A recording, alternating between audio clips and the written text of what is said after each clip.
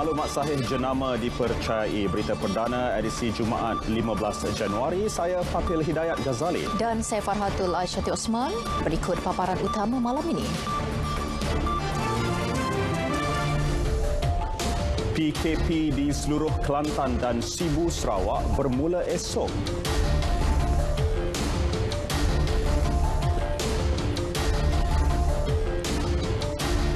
Pelajar tidak perlu jalani saringan kesihatan untuk pulang ke asrama atau duduki peperiksaan.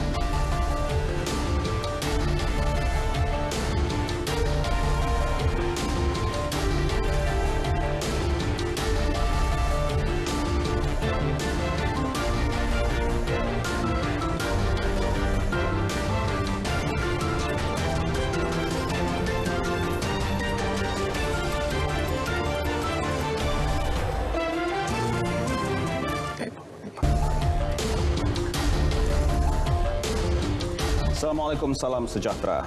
Susulan peningkatan kes secara mendadak, Kelantan dan Sibu Sarawak akan dikenakan Perintah Kawalan Pergerakan PKP bermula esok. Menteri Kanan Pertahanan Datuk Seri Ismail Sabri Yaakob berkata PKP di Kelantan akan berkuat kuasa sehingga 26 Januari, manakala di Sibu sehingga 29 Januari. KKM hari ini melaporkan berlaku peningkatan kes secara mendadak yang melibatkan kluster dalam komuniti di seluruh negeri Kelantan ketika ini. Sehingga 14 Januari 2021, secara kumulatif, sebanyak 1,649 kes positif telah direkodkan di negeri Kelantan. Sejak 10 Januari 2021, purata kes harian meningkat antara 80 hingga 100 kes sehari. Manakala kes aktif turut meningkat mendadak dalam tempoh 14 hari dari 328 kes kepada 891 kes. Di Sibu pula, daripada 2 kes, jumlahnya meningkat kepada 251 kes sejak 31 Disember tahun lalu sehingga 13 Januari lepas. Kebanyakannya dikesan daripada kluster Pasai yang melibatkan 18 buah rumah panjang di seluruh Sibu. Justru PKP akan dilaksana di ketiga-tiga daerah di bahagian Sibu, iaitu Sibu, Selangau dan Kanowit.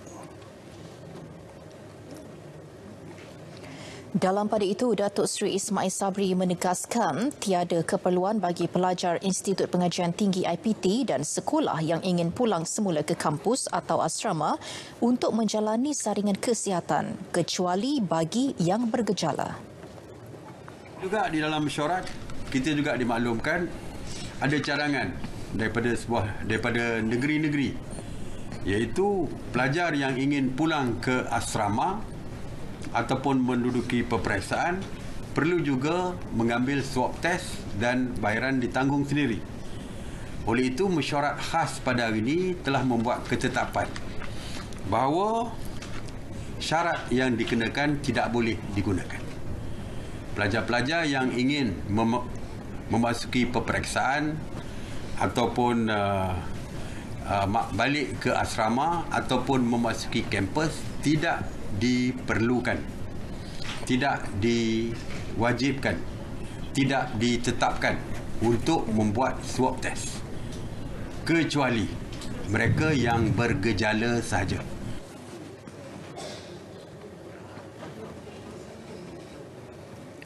Ini pula mengenai pertikaian beberapa pihak termasuk penceramah bebas berkaitan prosedur operasi standard SOP masjid yang dikuatkuasakan kini terlalu ketat. Datuk Seri Ismail Sabri berkata urusan berkaitan hal ehwal Islam berada di bawah naungan raja-raja setiap negeri.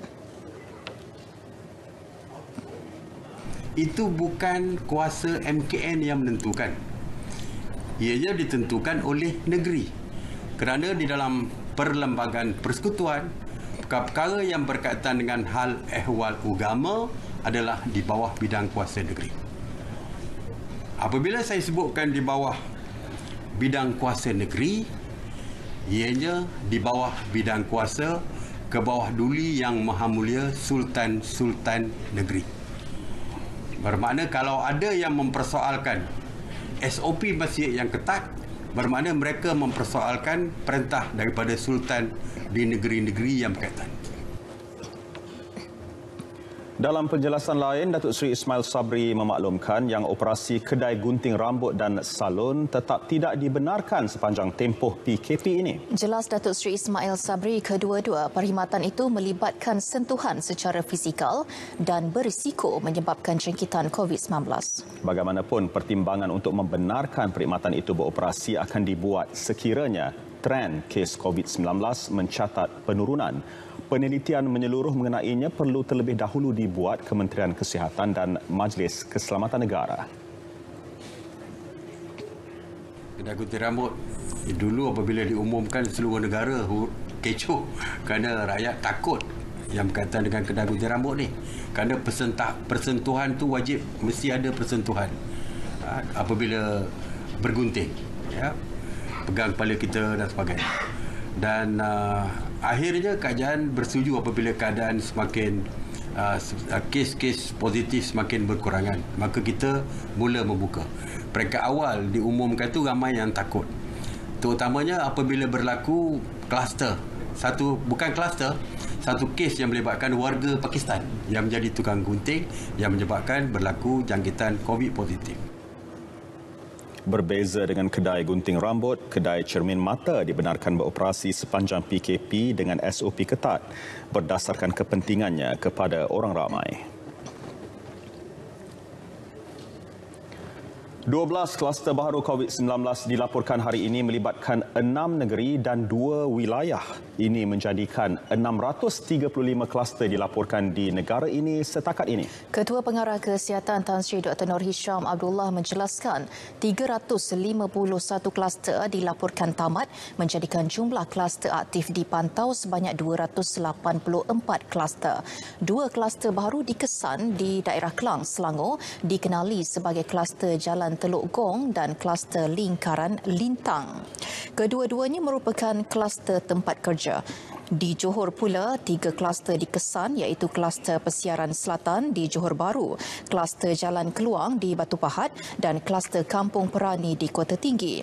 Sabah mencatatkan 2 kluster baru, masing-masing kluster Ladang Baturong di Kunak, manakala kluster Ladang Matamba di Lahad Datu. Kluster Tapak Bina Damai pula dilaporkan di Ceras Ibu Negara. Sementara kluster Tembok Kemus melibatkan sebuah restoran di Presin 9 Putrajaya. Di Machang, Kelantan, kluster Pondok Hidayah dilaporkan. Manakala di Perak, kluster Kota Road dilaporkan melibatkan daerah Kinta, Larut, Matang dan Selama. Kluster Tembok Kemus di daerah Alur Gajah Melaka pula melibatkan pusat tahanan. 3,211 kes baharu direkodkan hari ini menjadikan jumlah kumulatif kes positif 151,066 kes, dengan Selangor mencatat kes harian tertinggi sebanyak 889 kes. Kes sembuh pula 1,939 kes menjadikan jumlah kumulatif kes sembuh 115,227, manakala jumlah kes aktif 35,253. 8 kematian dilaporkan hari ini menjadikan jumlahnya kini 586. Berikut data terkini COVID-19 diikuti kes positif harian mengikut negeri-negeri.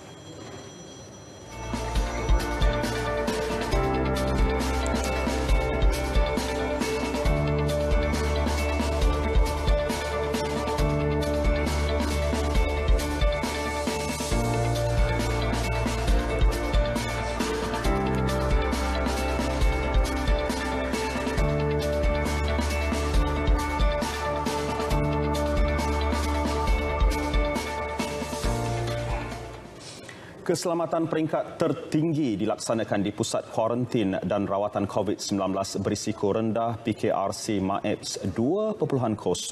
Dengan kawalan keselamatan 24 jam, pesakit COVID-19 tidak perlu bimbang kerana keselamatan mereka terjamin sepanjang tempoh menerima rawatan dan kuarantin. Laporan wartawan Tun Julia Muhammad Tahir.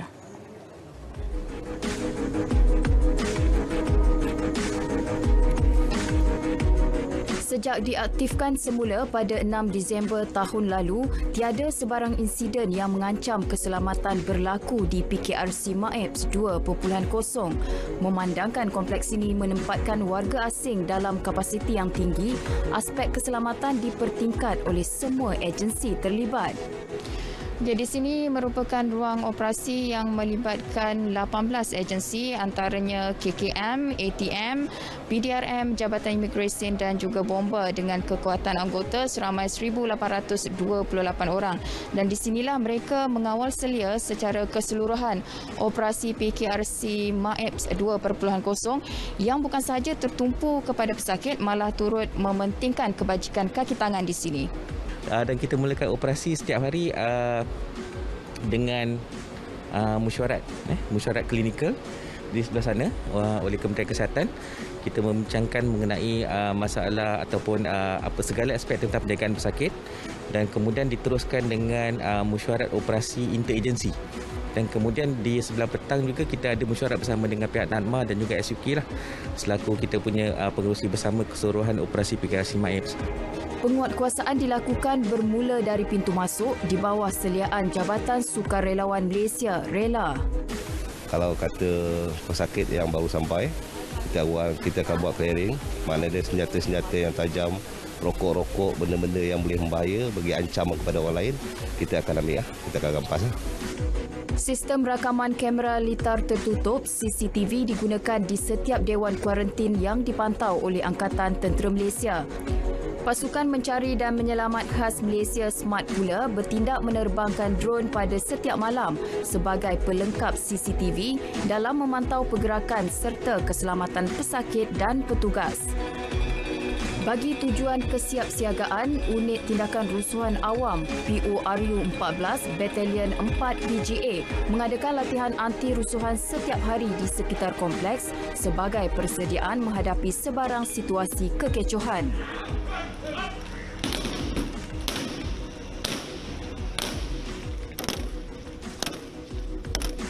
Keselesaan dan jaminan keselamatan di PKRC MAEPS 2.0 diakui Muhammad Rafiq Muhammad Nur yang merupakan antara bekas pesakit COVID-19 yang pernah menjalani kuarantin di sini. Macam kita orang orang kata kalau macam kita punya pemikiran takut charge phone dekat sebab plug point tak banyak. Tapi bila kita orang charge phone, tinggalkan je, tak ada benda yang hilang pun. Everyone is macam helpful each other lah. Pesakit yang telah sembuh juga perlu melalui saringan pelepasan yang ketat sebelum dibenarkan pulang. Tun Julia Muhammad Tahir, Berita RTM.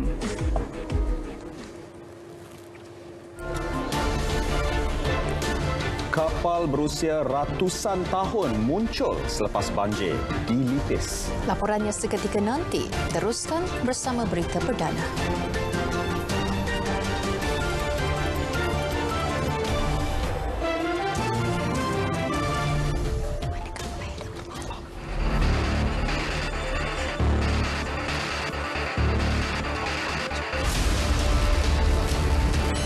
Parlimen dan Dewan Undangan Negeri tidak akan bersidang sehingga suatu masa yang ditetapkan oleh Yang di-Pertuan Agong. Sepanjang tempoh darurat berkuat kuasa, pilihan raya umum, pilihan raya negeri dan pilihan raya kecil tidak akan diadakan. Saya memberikan amaran keras sesiapa yang cuba mengganggu gugat usaha kerajaan untuk mengurus pandemik COVID-19 dan ekonomi negara akan diambil tindakan tegas demi kesejahteraan rakyat dan keselamatan negara.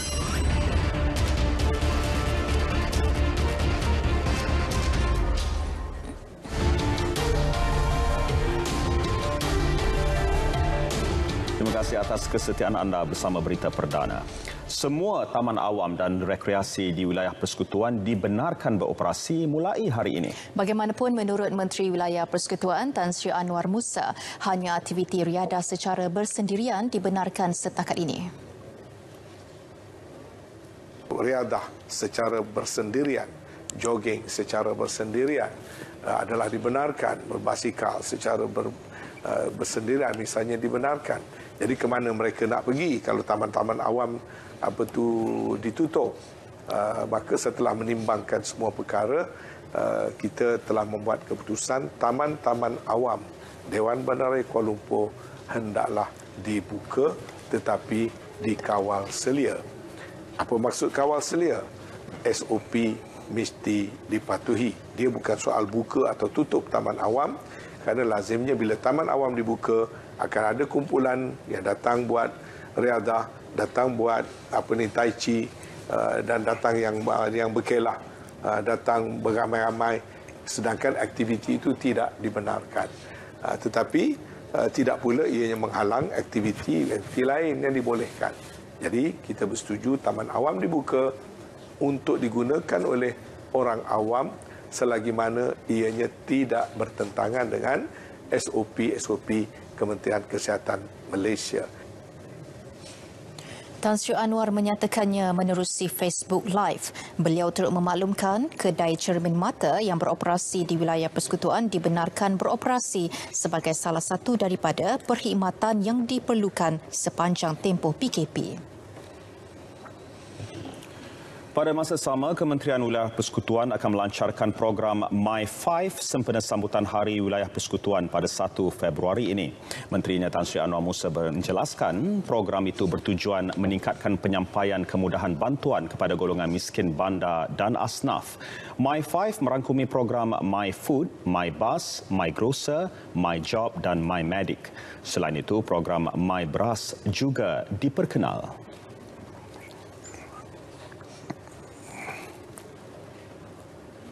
My Beras.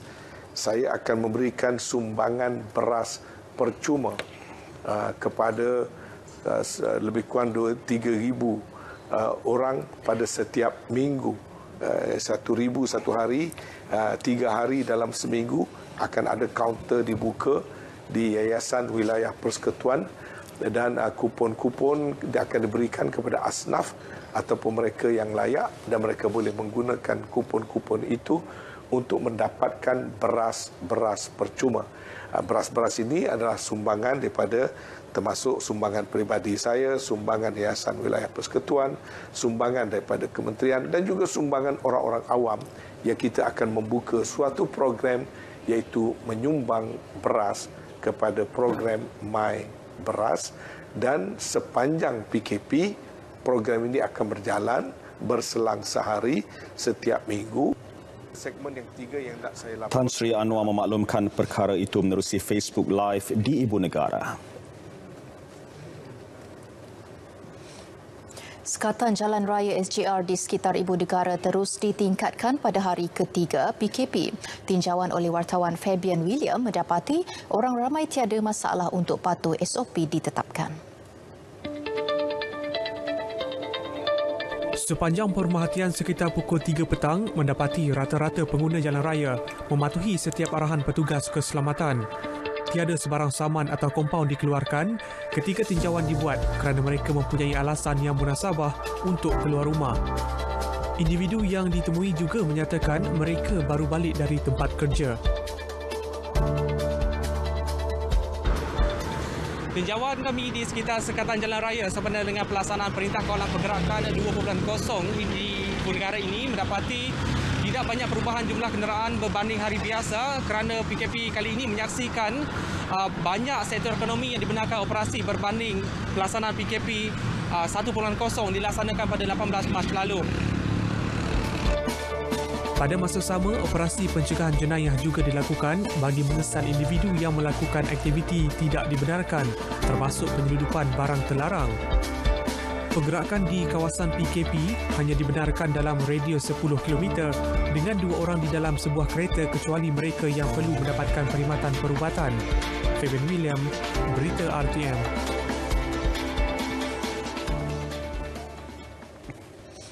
Di Ibu Negara juga memasuki hari ketiga Perintah Kawalan Pergerakan PKP 2.0, sebahagian premis perniagaan dan syarikat-syarikat di Ibu Negara kekal beroperasi seperti biasa. Malah situasi lalu lintas juga kelihatan tidak terlalu lengang berbanding PKP pada Mac tahun lalu. Keadaan ini berkemungkinan besar disebabkan kebenaran yang membolehkan 5 sektor penting beroperasi sepanjang PKP.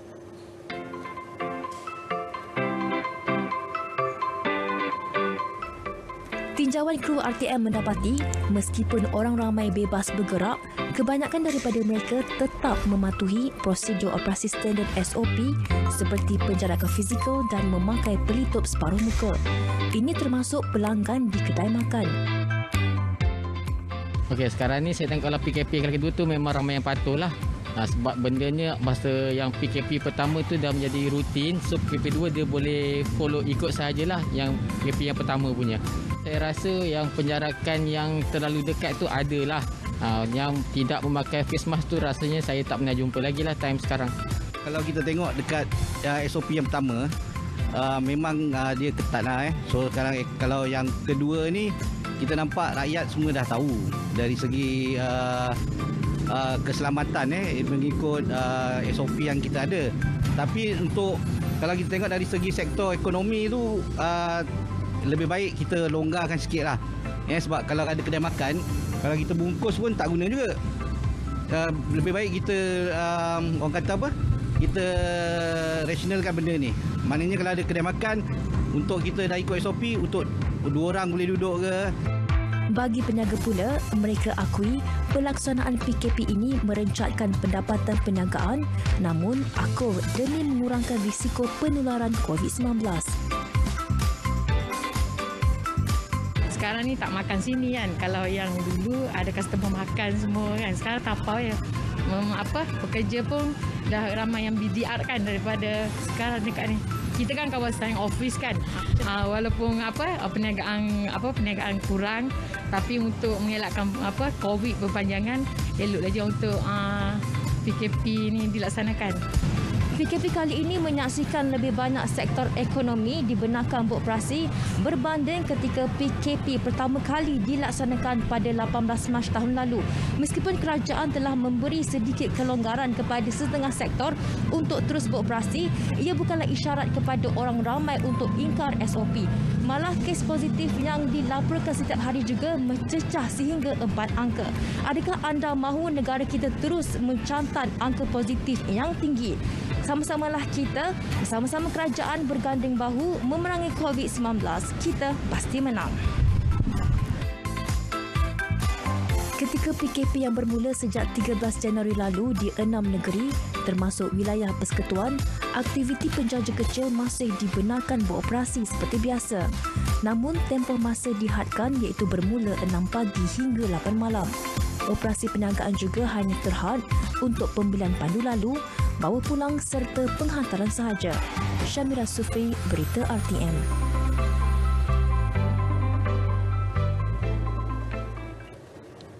Kelonggaran merentas negeri atau daerah yang akan tamat hari ini memberi peluang kepada orang ramai untuk melakukan pergerakan ke destinasi yang dirancang. Wartawan Aisyah Yatim meninjau aliran trafik di Plaza Tol Jalan Duta. Ada laporannya. Tinjauan bermula pada petang tadi di Plaza Tol Jalan Duta mendapati peningkatan jumlah kenderaan menjelang lewat petang. Pelbagai reaksi diterima daripada pengguna jalan raya di hari terakhir kebenaran merentas negeri dan daerah. Dari Pahang. Okey, tapi dekat tempat blok yang ada jam sikit. Dekat mana? Dekat Gombak. Kalau kita nak ala ke Pahang balik dekat Gombak Tol tu, dia ada jam. Lagi balik dari Pahang tu, dekat Gombak Tol juga jam. Ni dari Shalang pergi Terengganu, nak pergi Terengganu. Ni jalan lancar juga, tapi tak tahu lah pasal dekat lancar kan dah tutup jalan kan. Sekarang dah buka dah sekarang, dah okey dah. Dah selesa dah sekarang jalan. Dulu sebelum tu kita ikut Bahau. Sempit jalan. Sekarang okey lah ni jalan ni sekarang okey lah. Emergency kes, orang tua sakit. Ambil surat polis lah. Dengan surat kerja saya kerja sini. Sebab saya ulang alik Kemaman KL. Jalanan okey. Jalan okey lah. Polis pun okey. Hari ini merupakan hari terakhir kebenaran rentas negeri dan daerah kepada mereka yang terkandas di kampung halaman akibat pelaksanaan PKP melibatkan 6 negeri, menyaksikan pengurangan jumlah kenderaan dan keadaan trafik lancar. Kepada mereka yang ingin memulakan perjalanan, boleh mengunjungi ataupun melayari laman aplikasi Plus Mobile untuk mendapatkan maklumat terkini. Aisyah Yatim, Berita RTM. Kejayaan memerangi pandemik COVID-19 sebenarnya bergantung kepada kekuatan mental masyarakat. Amalan norma baharu, kawalan kendiri dan patuhi SOP jika benar-benar dilazimi akan dapat membendung penularan. Bagi meninjau pelaksanaan Perintah Kawalan Pergerakan Bersyarat PKPB di Negeri Sembilan pula, kita ikuti laporan wartawan Nora Shikin Harun. Saya bertemu pensyarah kanan Universiti Sains Islam Malaysia, USIM, Dr. Muhammad Azmir Muhammad Nizah yang meminta agar masyarakat mengambil pengajaran daripada pengalaman yang dilalui. Pelaksanaan PKP pada Mac tahun lalu sepatutnya menjadi iktibar dan tindakan kerajaan melaksana PKPB kali ini adalah untuk menjamin keselamatan rakyat. Tambahnya, penduduk di negeri yang dikenakan PKPB atau PKPP boleh memberi sokongan psikologi kepada penduduk di negeri PKP melalui pelbagai platform. Psikologi ini boleh kita bantu dalam konteks dengan menggunakan media sosial. Dalam media sosial janganlah orang-orang di kawasan PKPB ini menunjukkan mereka ke sana ke sini dan sebagainya di dalam media sosial. Sebab kita faham media sosial ini tidak ada borders, tidak ada boundaries. Jadi ini antara perkara yang boleh kita bantu, iaitu kita keluarkan vibe yang positif. Iaitu kita panggil dalam konteks ini positif psikologi. Sekatan Pergerakan Rentas Negeri dilaksana semula sebagai langkah mengehatkan pergerakan orang ramai. Menurut Pegawai Daerah Kuala Pilah, Faizal Abdul Manap, lokasi kawasan yang strategik iaitu jalan hubungan ke negeri di Pantai Barat dan Pantai Timur ini menjadi benteng penguatkuasaan larangan rentas sempadan negeri. Di Kuala Pilah ni memang kawasan yang sentiasa dikunjungi orang lah, kerana Kuala Pilah ni dia macam bandar transit di pertengahan yang menghubungkan Pantai Barat dengan Pantai Timur. Jadi banyak kenderaan dan apa lalu ke sini. Malah pada bencana banjir hari itu pun banyak kita lihat kenderaan-kenderaan daripada Kota Baru, daripada Pahang pun melalui jalan Kuala Pilah ni. Jadi itulah cabaran daerah Kuala Pilah lah Saudara Seri dalam untuk PKPB ini. Dan selalunya PKPB ini selalunya pihak polis akan buat 2 SJR lah, iaitu selalunya di Uda Bendul satu dan di Juasih satu. Dia akan buat SJR di situ untuk memastikan tiada kenderaan yang merentas daerah lah ataupun negeri. Orang ramai yang ditemui juga bersetuju malah bersedia mematuhi arahan kerajaan bagi menjamin lengkuk jangkitan COVID-19 dapat dilandaikan. Saya memang bersetuju dengan yang tu sebab yang tu dapat mengurangkan COVID ni lah, sebab kalau merentas pun kita tak pasti siapa yang kena penyakit tu kan. So saya harap merentas desa tu memang bagus lah. Saya rasa mereka tak perlu panik sebab masa bekalan tu cukup. So mereka bijak untuk mengendalikan perkara ni lah. Obviously orang yang kerja tu memanglah dia not fair for them, but then since they can work from home, so I don't think so they will have any problem lah. Boleh kerja dari rumah kan, so shouldn't be a problem. Gelombang ketiga pandemik COVID-19 menuntut kerajaan untuk melaksana semula Perintah Kawalan Pergerakan PKP secara bersasar yang melibatkan 6 buah negeri berdasarkan penilaian risiko yang ditetapkan. Manakala bagi Negeri Sembilan, penduduknya harus menjalani Perintah Kawalan Pergerakan Bersyarat PKPB sebagai langkah dalam membendung kes jangkitan pandemik ini daripada terus menular. Inilah masanya kita sebagai rakyat Malaysia menjalankan tanggungjawab dengan mematuhi secara ketat kepada SOP yang ditetapkan agar kita semua dapat kembali hidup dalam keadaan yang harmoni tanpa kewujudan pandemik berbahaya ini. Nora Shikin Harun, Berita RTM.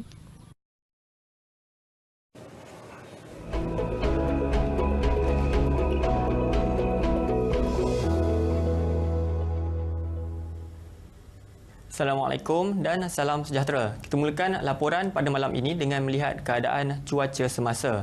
Imej Gemerada menunjukkan keadaan cuaca hujan dan ribut petir masih lagi berlaku melibatkan hampir kesemua bahagian untuk negeri Sabah dan juga Sarawak untuk hari ini. Oleh itu, amaran cuaca waspada masih lagi berkuat kuasa bagi kedua-dua negeri berkenaan. Bagi amaran cuaca waspada sehingga 15 Januari nanti melibatkan bahagian-bahagian di sekitar barat negeri Sarawak dan juga di sekitar timur negeri Sabah. Manakala untuk amaran cuaca sehingga 17 Januari pula melibatkan bahagian-bahagian di sepanjang barat negeri Sabah dan juga di sekitar utara negeri Sarawak ini. Keadaan hujan lebat yang berterusan dijangka masih lagi mampu untuk berlaku sepanjang tempoh amaran. Oleh itu, orang ramai khususnya di kawasan yang berkedudukan rendah dan di kawasan yang kerap banjir dinasihatkan supaya sentiasa berwaspada dengan keadaan cuaca semasa. Seterusnya kita lihat pula tinjauan cuaca bagi negeri-negeri di sekitar Semenanjung. Dilihat keadaan cuaca adalah cerah dan kurang hujan bagi hampir kesemua negeri berkenaan dengan hujan kini hanya berlaku di sekitar selatan Kedah dan utara negeri Perak. Keadaan hujan ini dijangka akan reda menjelang lewat malam nanti. Keadaan cuaca juga dilihat semakin pulih bagi kawasan-kawasan di sekitar negeri Pahang dan juga Johor dan keadaan ini dijangka akan berterusan sepanjang minggu. Kita lihat pula keadaan di sekitar perairan negara. Amaran angin kencang dan laut bergelora. Kategori kedua masih lagi berkuat kuasa sehingga 16 Januari nanti bagi kawasan-kawasan yang bertanda jingga.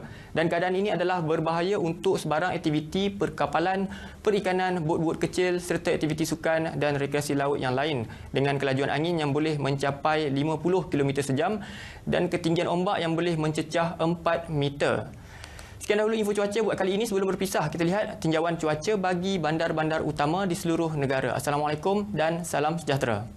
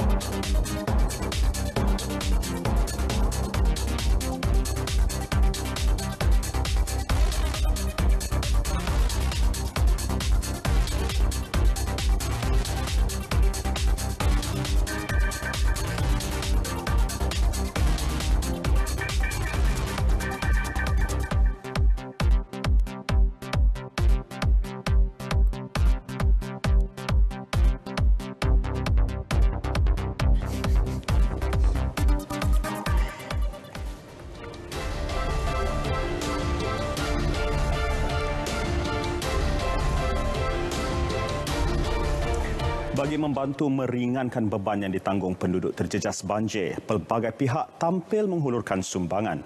Namun penduduk terjejas perlu peka dengan individu yang hadir untuk menawarkan bantuan kerana bimbang mereka menjadi mangsa sindiket penipuan. Perkongsiannya bersama wartawan Rozi Hanis Abdul Rahman di Ibu Pejabat Polis Kontingen Pahang di Kuantan. Rozi. Baik, terima kasih rakan penyampai di Angkasa Peri. Assalamualaikum dan salam sejahtera.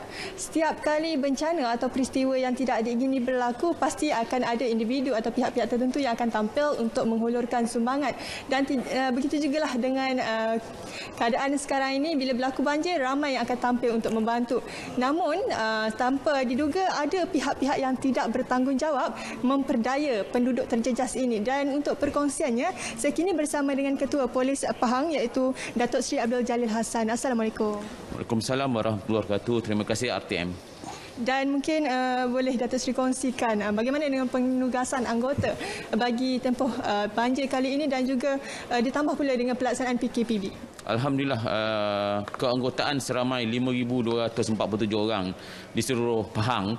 Walaupun banjir melanda sejak 1 hari bulan itu hari, tetapi semangat anggota-anggota dan pegawai saya masih tinggi dalam memberi penugasan dari sudut keselamatan. InsyaAllah sehingga kini tiada laporan-laporan tentang kehilangan barang-barang yang dicuri oleh orang. Dan baru-baru ini Datuk Seri ada menyentuh mengenai sindiket penipuan yang mensasarkan penduduk yang terjejas. Mungkin boleh kongsikan modus operandi sindiket itu. Itulah ingin pihak polis menasihatkan kepada orang ramai, khasnya pada mangsa-mangsa banjir. Mereka ini adalah mangsa-mangsa dalam kesusahan. Ada pula pihak-pihak yang mengambil kesempatan atas kesusahan mereka. Jadi pihak polis ingin menasihatkan kepada orang ramai, khasnya mangsa-mangsa banjir, agar berhati-hati dalam didatangi oleh sindiket-sindiket dalam menyamar sebagai NGO yang ingin membantu mangsa-mangsa banjir dalam memberi bantuan untuk memperbaiki rumah-rumah mereka. Jadi berhati-hati kerana MO mereka datang sebagai pegawai banci NGO dan memohon untuk mereka memberi bantuan. Tetapi sebelum bantuan diberi, mangsa-mangsa ini perlu membayar yuran RM300 hingga RM500 kepada sindiket ini. Jadi berhati-hati tuan-tuan dan puan-puan yang merupakan mangsa banjir di negeri Pahang. Dan sehingga kini mungkin dah ada laporan yang diterima? Ya, laporan-laporan ni masih belum lagi diterima, tetapi berdasarkan pada statistik banjir lepas sudah ada. Jadi ingin pihak polis Pahang mengingatkan sebelum terjadinya mereka menjadi mangsa kepada sindiket-sindiket yang menyamar sebagai NGO untuk membantu, berhati-hati apabila didatangi oleh NGO yang tidak berkenaan. Baik, terima kasih di atas perkongsian itu tadi. Dan bagi anda yang cuba untuk memperdaya mereka yang dalam kesepitan, hati-hati, anda sedang diperhati. Untuk itu, kita kembali dulu bersama rakan penyampai di Angkasa Puri. Silakan. Ya, Rozi Hanis di Kuantan. Terima kasih. Beralih ke perkembangan banjir di Sarawak pula. Sehingga kini seramai 4,413 penduduk terjejas masih ditempatkan di 49 pusat pemindahan sementara PPS di 4 bahagian iaitu Kuching, Serian, Samarahan dan Miri. Sementara di daerah Bau merekodkan lebih 800 orang dipindahkan ke PPS. Menyelesaikan permasalahan banjir, pelan pembangunan Bau akan dikaji semula pelaksanaannya. Banjir kali ini memberikan kesan paling buruk pernah dialami penduduk. 20 kawasan tanah runtuh dilaporkan selain 6 jalan menuju ke pekan itu terputus.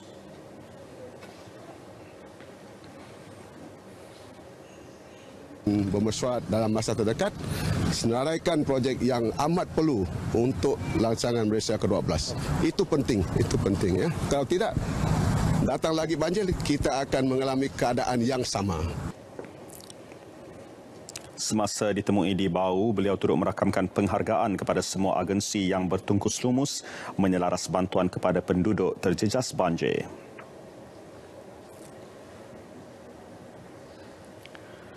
Lain kisahnya dengan pasca banjir di daerah Lipis, Pahang. Sebuah kapal lama berusia ratusan tahun ditemukan di tepi sungai berhampiran jambatan gantung di kampung Pagar, Penjom.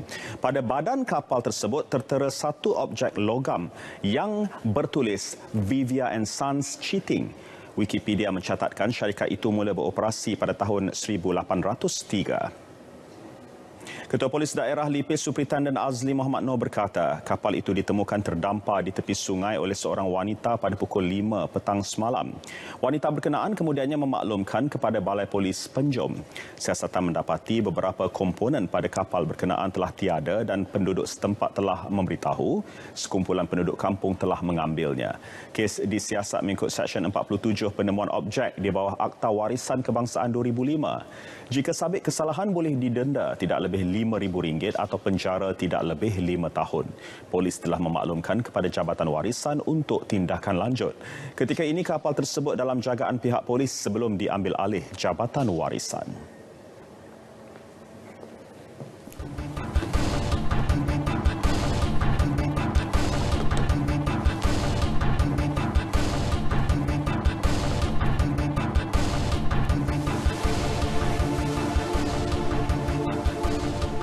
Segmen ekonomi kita saksikan harga minyak mingguan untuk jangka masa seminggu dari 16 Januari hingga 22 Januari depan.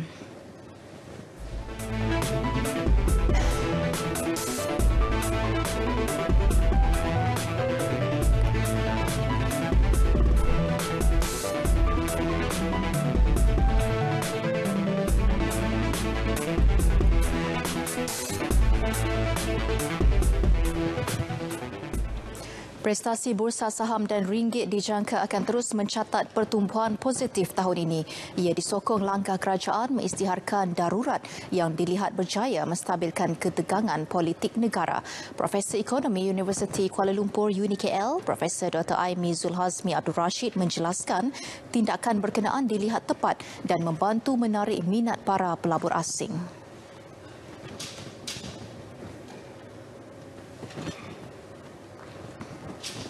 Bukan hanya setakat memaklumkan tetapi juga meletakkan misalnya plan strategik sehingga 1 bulan Ogos apakah yang akan kerajaan buat semasa tempoh darurat ini. Ini juga boleh terus meyakinkan para pelabur untuk terus bersama-sama di dalam ekonomi Malaysia.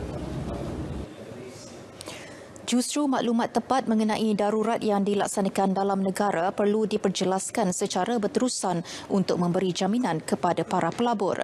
Tambahnya, dasar berhubung pelaburan juga perlu diberi tumpuan bagi memastikan ekonomi negara kekal kukuh bagi mendepani cabaran mendatang. Beliau menjelaskannya kepada RTM menerusi sidang video. Lembaga Kemajuan Tanah Persekutuan Felda membeli 5.15 juta saham FGV Holdings Berhad daripada pasaran terbuka dalam usaha mengambil alih syarikat peladangan tersebut. Dalam makluman kepada Bursa Malaysia, FGV menjelaskan saham itu diperoleh pada harga RM1.29 sesaham. Felda pada 13 Januari telah memperoleh 22 juta saham FGV dengan nilai RM28.38 juta. Pada 12 Januari lalu, Felda mengeluarkan dokumen tawaran pengambil alihan mandatori tanpa syarat untuk semua baki saham dalam FGV yang tidak dimilikinya kecuali saham perbendaraan. Setakat 8 Disember 2020, Felda yang sudah mempunyai 21.24% saham dalam FGV meningkatkan pegangannya dalam syarikat berkenaan kepada 35.12%.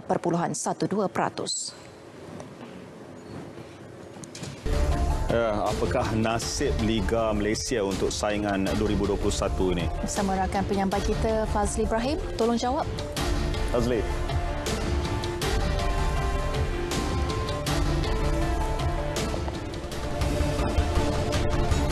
Liga Malaysia tangguh lagi.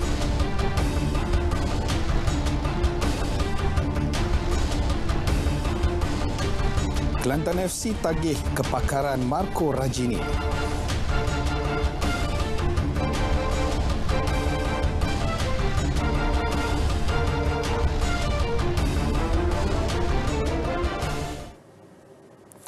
Saya masukkan bersama saya Fazli Ibrahim. Kita mulakan dengan perkembangan terbaharu Liga Malaysia 2021. Peminat bola sepak tanah air mungkin perlu menunggu lebih lama lagi sebelum dapat menyaksikan pasukan masing-masing beraksi dalam saingan Liga Malaysia Liga M musim 2021. Ini kerana menurut Timbalan Presiden Persatuan Bola Sepak Malaysia FM, Datuk Muhammad Yusof Mahdi, aksi pembuka tirai musim ini yang dijadual pada 26 Februari depan berkemungkinan besar tidak dapat diteruskan seandainya pelaksanaan Perintah Kawalan Pergerakan PKP dilanjutkan. Jelas Muhammad Yusof, penyambungan pelaksanaan PKP akan menyebabkan setiap pasukan bertanding hanya memiliki masa kurang daripada 3 minggu sebelum menghadapi perlawanan pertama Liga. Lebih membimbangkan apabila pasukan-pasukan berkenaan juga tidak dapat menjalani latihan sepanjang tempoh PKP. Justru seandainya PKP disambung sekurang-kurangnya 2 minggu lagi dan akan tamat pada 9 Februari, ini bermakna pasukan Liga Super dan Liga Premier cuma mempunyai masa 2 minggu sahaja untuk membuat persiapan. Tambahnya, tempoh berkenaan sudah tentu dianggap tidak mencukupi kerana semua pasukan perlu diberikan tempoh sekurang-kurangnya sebulan untuk mempersiapkan cabaran pasukan. Masih lagi dengan Liga Malaysia, pengendali dari Itali Marco Rajini sah dilantik sebagai Ketua Jurulatih baharu Kelantan FC bagi menghadapi saingan Liga Malaysia musim ini. Perkara tersebut dikongsikan pengurusan The Red Warriors dalam laman Facebook rasmi mereka selepas ketibaan Rajini di Kota Baru semalam. Menurut pemilik Kelantan FC Nurizam Tukiman atau Zam Saham, jurulatih berusia 53 tahun itu akan dibantu dua penolong jurulatih yang masing-masing berasal dari Sepanyol dan Malaysia. Berdasarkan rekod, Rajini dilahirkan di San Marino namun mempunyai dua kewarganegaraan iaitu San Marino dan Itali. Beliau mempunyai lesen pro UEFA dan memiliki pengalaman mengendalikan beberapa kelab di Itali, Switzerland, Portugal, Mongolia dan Nigeria. Kelab terakhir yang dikendalikannya sebelum menyertai Kelantan FC ialah FC Ulaanbaatar dalam Liga Mongolia. Tambah Zam Saham, pasukannya kini juga sedang menunggu ketibaan pemain importnya di Kota Baharu bagi menyertai sesi latihan pasukan.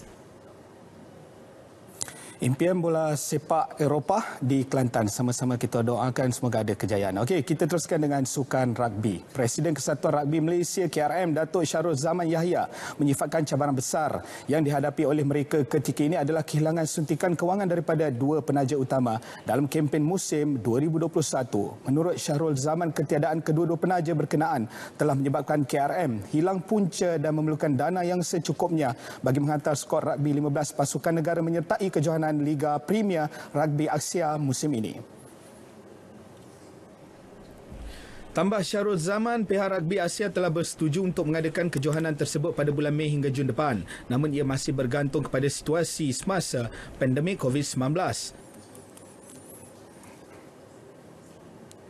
Kita mohon pertimbangan rakan-rakan korporat kita untuk tampil ke hadapan untuk membantu pasukan 15 sebelah kita yang sudah berada di landasan yang sangat baik, 49 dunia dan 5 di Asia, dan hasrat kita sebenarnya telah saya nyatakan sebelum ini, kita mahu cuba untuk layak ke Piala Dunia pada tahun 2031. Menurutnya lagi, pihak KRM juga telah menunda kem latihan skuad Bunga Raya yang sepatutnya diadakan pada bulan ini ke bulan Februari. Skuad rugby negara kini berada di ranking ke-49 dunia dan ke-6 Asia, jauh di belakang Hong Kong serta Korea. Sukan pemotoran, Litan Antarabangsa Sepang SIC akan meneruskan rancangan untuk menghantar pelumba pelapis negara menyertai kejuaraan FIM CEV Repsol di Sepanyol. Demikian jelas Ketua Pegawai Eksekutif SIC, Azhan Syafriman Hanif, yang memaklumkan perkara itu telah dibincang bersama Kementerian Belia dan Sukan KBS sebelum ini. Menurut Azhan Syafriman, jika tiada sebarang halangan, maka pihaknya akan bekerjasama dengan KBS dan Jabatan Imigresen Malaysia untuk menghantar pelumba pelapis berkenaan menyertai saingan CEV di Sepanyol pada Mac ini. Pada tahun lalu, seramai 3 pelumba muda yang terlibat dalam program pembangunan dihantar menyertai perlumbaan CEV. Mereka adalah Adam Nuruddin yang beraksi dalam saingan Moto2, Syarifuddin Azman yang menyertai kejuaraan Moto3 remaja dunia, manakala Muhammad Syarul Izwan Syahril mewakili negara dalam saingan European Talent Cup ETC. InsyaAllah berkesempatan kita akan bertemu lagi. Teruskan sokongan anda kepada atlet negara. Teruskan bersama rakan gandingan kita Fatil dan juga Fahatul. Selamat malam. Terima kasih Fazli. 3F.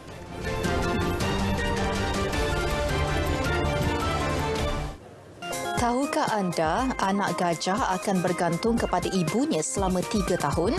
Tidak hairanlah jika kebanyakan anak gajah akan berkepit dengan ibu mereka sehingga benar-benar dewasa. Tular sebuah video memaparkan seekor ibu gajah menuruni sebuah bukit kecil disusuli anaknya. Namun keadaan bertukar lucu apabila anak gajah itu memilih untuk bergolek menuruni bukit berkenaan. Kadang-kala kucing juga bersikap cuai dan bertindak melakukan perkara di luar jangkaan hingga mengundang bahaya. Menerusi video yang kami kongsikan ini, kepala seekor kucing tersepit pada pintu automatik sebuah pejabat. Ia meronta kerana kesakitan sehingga datang seorang lelaki menyelamatkannya.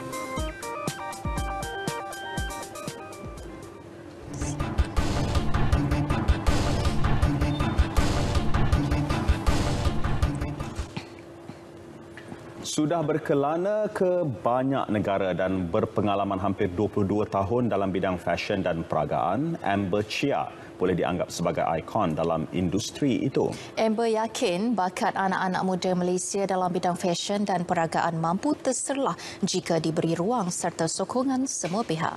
Bagi beliau, keharmonian dan kepelbagaian kaum di Malaysia merupakan tunjang terhasilnya idea menarik dalam industri fashion dan peragaan.